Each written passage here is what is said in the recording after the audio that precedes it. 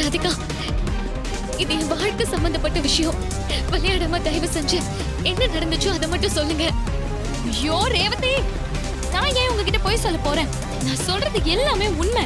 உங்களுக்கு ஏற்கனவே கல்யாணம் ஆயிடுச்சு.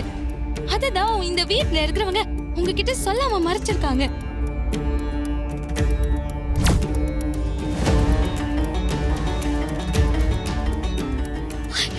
அப்ப யார் என்னோட ஹஸ்பண்ட்?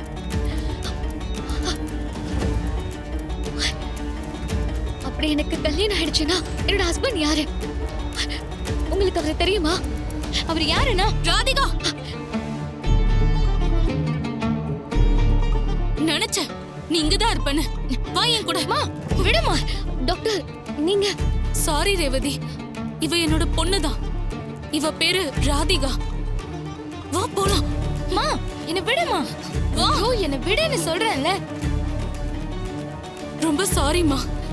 இவளுக்கு கொஞ்ச நாளா சின்னதா ஒரு மென்டல் டிப்ரெஷன் இருக்கு. அதுக்கு தான் ட்ரீட்மெண்ட் போயிட்டு இருக்கு. மா என்னம்மா பேசுற நீ? ராதிகா நீ பேசாம இரு, நான் பேசிக்கிறேன். ரேவதி, என் சொல்றல போய் வாங்க நடிக்கிறாங்க. ப்ளீஸ் ரேவதி, இவங்க பேச்சு கேட்டு ஏமாந்துறாதீங்க. சொன்னா கேளு.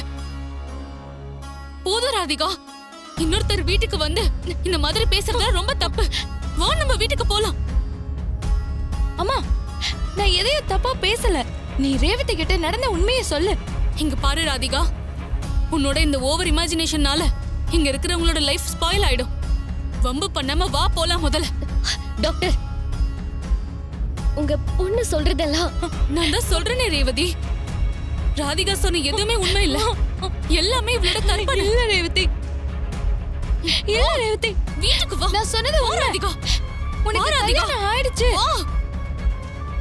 நான் சொல்றத நம்ப. பேசாம வா. கல்யாணம்